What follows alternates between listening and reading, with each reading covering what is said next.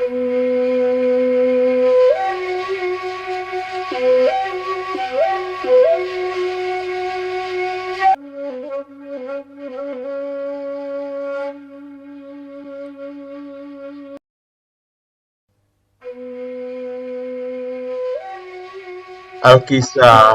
di sebuah nagari di daerah Minangkabau, Sumatera Barat, ada sebuah kerajaan dipimpin oleh seorang raja yang bergelar Baginda Mulia nan Arif Bijaksana. Baginda Mulia nan Arif Bijaksana mempunyai seorang permaisuri dan putri yang cantik jelita. Pada suatu sore, sang permaisuri melihat Baginda Mulia dan Arif Bijaksana sedang duduk sendirian di serambi istana. Apa yang sedang Kanda pikirkan? Ada yang bisa Dinda bantu? Iyo Dinda, Kanda sedang memikirkan putri kita yang sulung. Dialah yang tampak lebih dewasa dan bijaksana dalam berpikir. Ia juga banyak mengerti mengenai persoalan kerajaan kau. Lalu, ada apa dengannya Kanda? Begini Dinda, Kanda rasa sudah waktunya ia menikah. Untuk itu, Kanda bermaksud untuk mencarikan jodoh yang sepadan dengannya.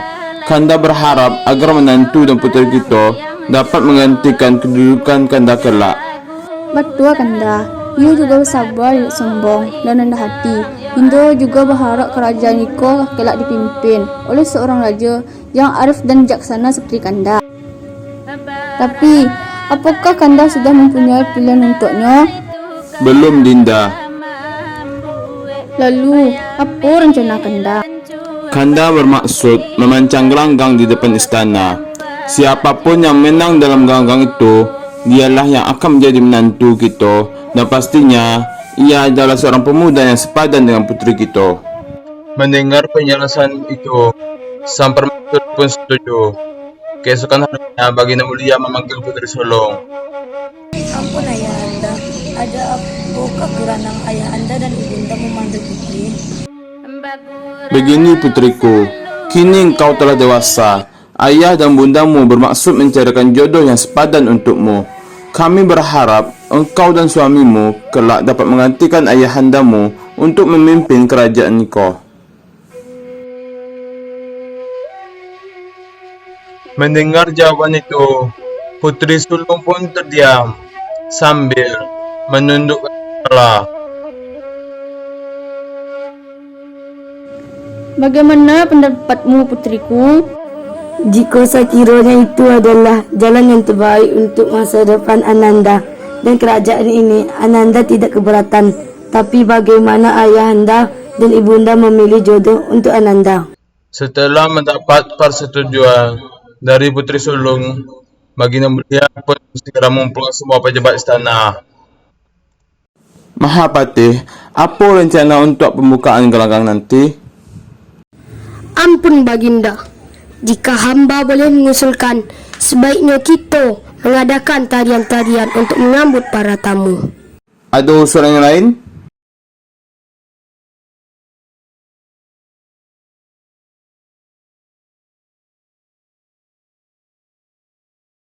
Hamba usul Baginda, Apakah itu? Katakanlah.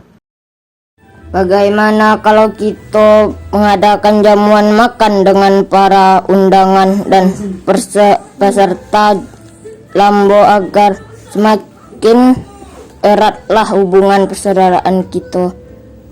Ampun Baginda Mulia, untuk menjamu mereka tentu kita harus menyediakan makanan enak dan lezat dari bahan-bahan pilihan. Benar Baginda, kita harus menyembelih beberapa ekor kabau yang gadang-gadang dan sehat-sehat. Mendengar jawaban itu, Baginda Mulia terdiam sejenak. Ia memikirkan binatang ternak apa yang pantas untuk dihidangkan kepada para tamunya. Sesaat kemudian, tiba-tiba ada sesuatu yang terlintas dalam pikirannya. Kalau begitu, perintahkan kepada rakyat untuk segera menangkap 5 ekor kabau yang gadang-gadang di hutan sebelah timur sana. Barang siapa yang berhasil menangkapnya akan mendapat hadiah yang pantas. Tapi ingat Paman Patih, tidak boleh kurang dari 5 ekor kerbau. Daulah Baginda, perintah kami laksanakan. Setelah itu, berangkatlah satu rombongan menuju hutan yang dimaksud oleh Baginda Mulia.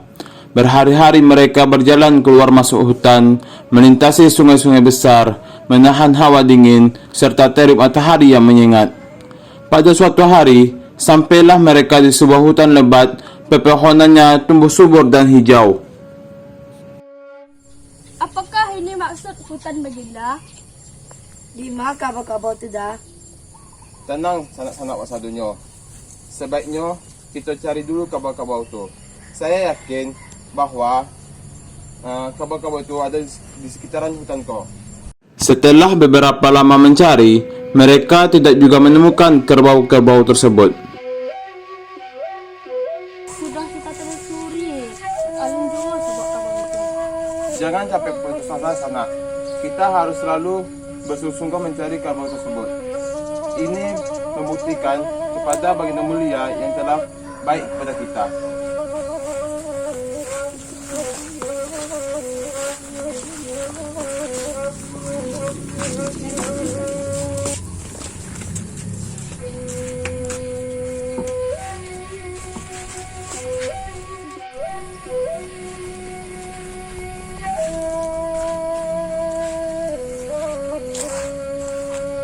Berhubung hari Rasanjo, sebaiknya kita beristirahat dulu di tempat kau.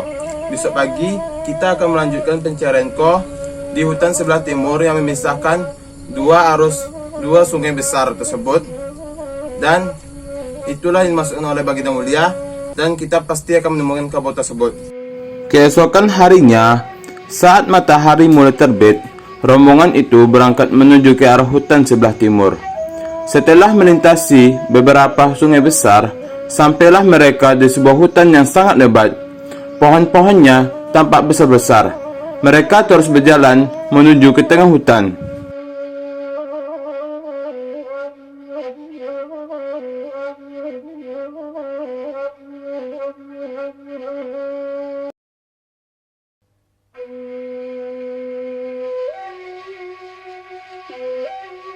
Pak, kita harus beristirahat dulu sejenak.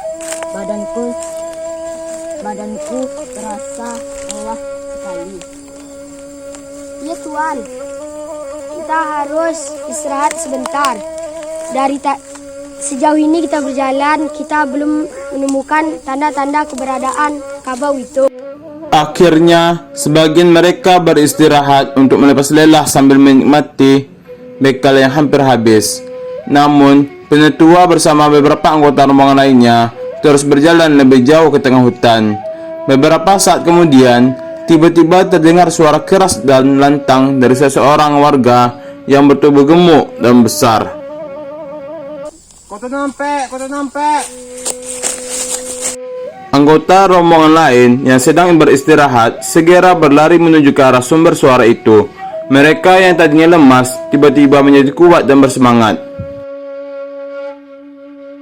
Akhirnya kita menemukan kerbau-kerbau ini. Wah, lancak banyak kabau warnanya berasia dan mengkilau. Maka dari itu, saya namakan daerah ini Koto Nampe. Semoga cucu-cucu kita nanti akan mengenang perjuangan kita ini. Para warga yang ikut dalam rombongan itu pun mengangguk-angguk sebagai tanda setuju. Setelah itu, mereka pun segera menggiring keempat kerbau itu ke sebuah padang rumput.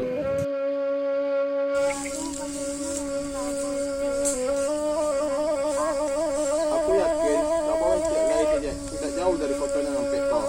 Jadi kita bagi dua rombongan saja. Yang Cek menjaga sampai kerbau kau, yang Cek lain mencari kerbau yang Cek lain.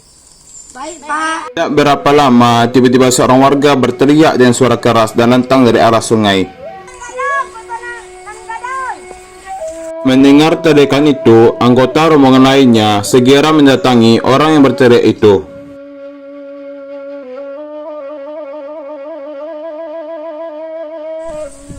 Wah, besar sekali kabau itu.